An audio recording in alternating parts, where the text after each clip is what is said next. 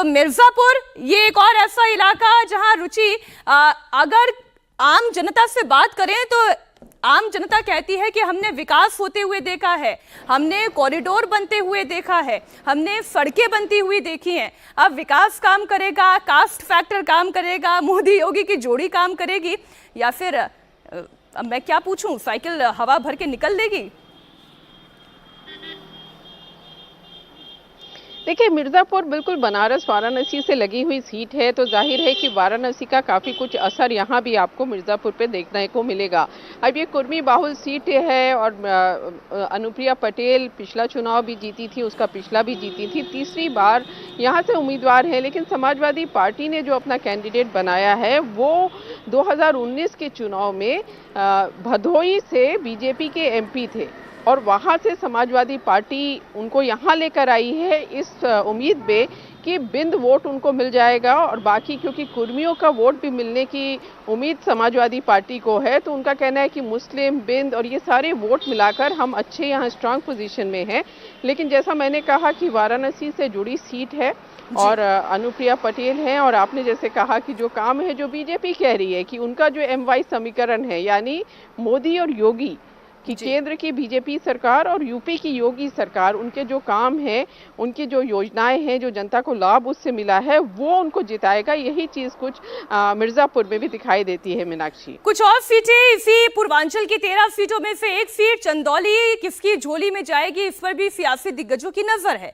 BJP ने ब्राह्मण जाति के महेंद्र नाथ पांडे पर दाव लगाया, तो उनके सामने समाजवादी पार्टी के कैंडिडेट वीरेंद्र सिंह जो कि राजपूत समाज से आते हैं वो मैदान में है। मायावती ने ओबीसी कार्ड खेलते हुए सत्येंद्र कुमार मौर्य को टिकट दिया है। चंदौली के जातीय समीकरण की बात कर ले तो सबसे ज्यादा यादव समाज के वोटर्स इस क्षेत्र में हैं, जिनकी संख्या 2,70,000 के करीब है। दलित वोटर्स 2,60,000, मौर्य समाज के 1,70,000।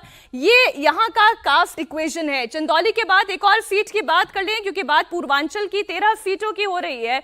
यहाँ पर कौन जीतेगा, कौन हारेगा, 4 तारीख को नतीजा बताएगा। लेकिन रॉबर्ट्सगंज अपना दल यानी कि एनडीए में जो बीजेपी के सहयोगी पार्टी, अपना दल जो 2 सीटें गई हैं, एक मिर्जापुर जहां से अनुप्रिया पटेल मैदान में है और दूसरी सीट रॉबर्ट्सगंज है। रिंकी सिंह यहां से चुनावी मैदान में है।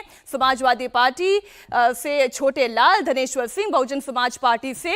ये पूर्वांचल की लड़ाई की बात हुई। हमने उत्तर प्रदेश की 13 सीटों की बात की, लेकिन बात बिहार की उन 8 सीटों की भी जहां पर मतदान 1 जून को होना है, जिस पर एनडीए के स्कोर कार्ड की बात की जाए तो ये स्कोर कार्ड 8 में से 8 का है, और स्ट्राइक रेट की बात की जाए तो 100% हो गया।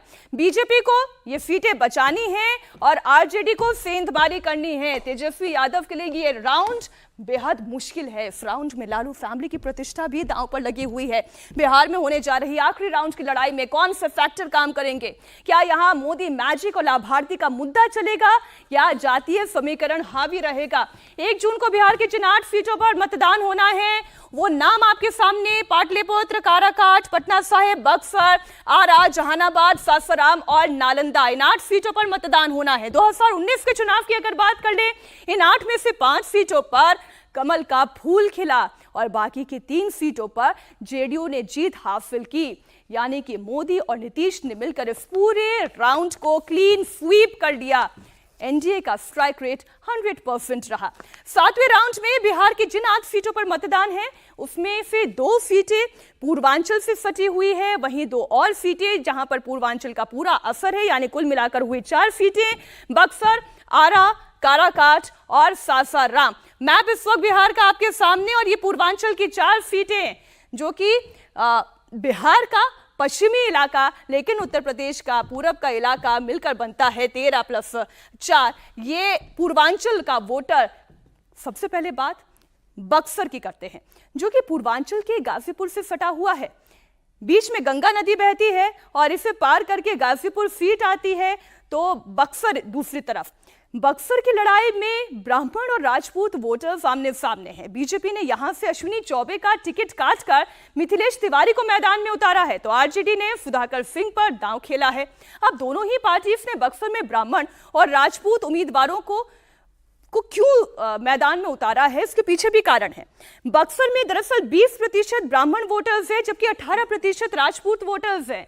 यानी कि बक्सर सीट पर ब्राह्मण और राजपूत वोटर्स निर्णायक भूमिका निभाते हैं। ये देखिए, ये आंकड़ा आपके सामने हमने रख दिया है। इसके अलावा 10% भूमिहार वोटर्स हैं, 16.5% दलित वोटर्स की आबादी, 5% वैश्य और मुस्लिम आबादी भी अच्छी खासी है, 6.5% मुस्लिम आबादी। वैसे बक्सर में रिटायर्ड IPS आनंद मिश्रा की अगर बात की जाए और ददन यादव की बात की जाए, जो कि निर्दलीय उम्मीदवार के तौर पर मैदान में हैं, ये समीकरण को कितना दिलचस्प बनाते हैं, बीजेपी की लड़ाई क्या मुश्किल बना पा रहे हैं।